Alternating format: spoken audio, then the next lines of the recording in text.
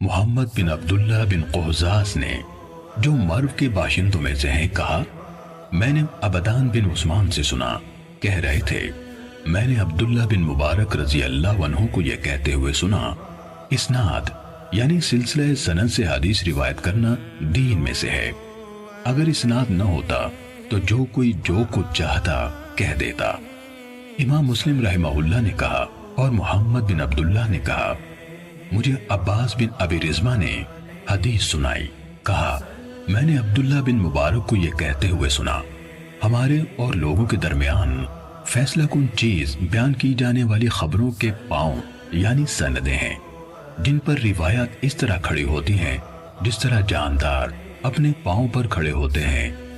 محمد بن عبداللہ بن قہزاز نے کہا میں نے ابو اسحاق ابراہیم بن عیسیٰ طالقانی سے سنا، کہا میں نے عبداللہ بن مبارک سے کہا ابو عبد الرحمن وہ حدیث کیسی ہے جو ان الفاظ میں آئی ہے نیکی کے بعد دوسری نیکی یہ ہے کہ تم اپنی نماز کے ساتھ اپنے والدین کے لیے نماز پڑھو اور اپنے روزوں کے ساتھ اپنے والدین کے لیے روزے رکھو۔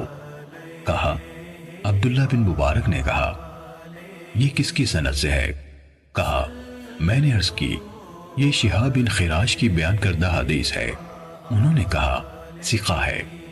پھر کس سے؟ کہا میں نے عرض کی حجاج بن دینار سے۔ کہا ثقہ ہے۔ پھر کس سے؟ کہا میں نے عرض کی رسول اللہ صلی اللہ علیہ وآلہ وسلم نے فرمایا۔ کہنے لگے ابو اسحاق حجاج بن دینار اور رسول اللہ صلی اللہ علیہ وسلم کے درمیان کٹھن مسافتیں جن کو عبور کرتے ہوئے اونٹنیوں کی گردنیں کٹ کر گر جاتی ہیں، لیکن صدقہ میت کے لیے فائدہ مند ہے، اس کے بارے میں کوئی اختلاف نہیں۔ محمد نے کہا میں نے علی بن شقیق سے سنا کہہ رہے تھے میں نے عبداللہ بن مبارک کو سب کے سامنے یہ کہتے سنا عمر بن ثابت کی روایت کی ہوئی حدیث ترک کر دو کیونکہ وہ سلف صالحین کو گالیاں دیا کرتا تھا۔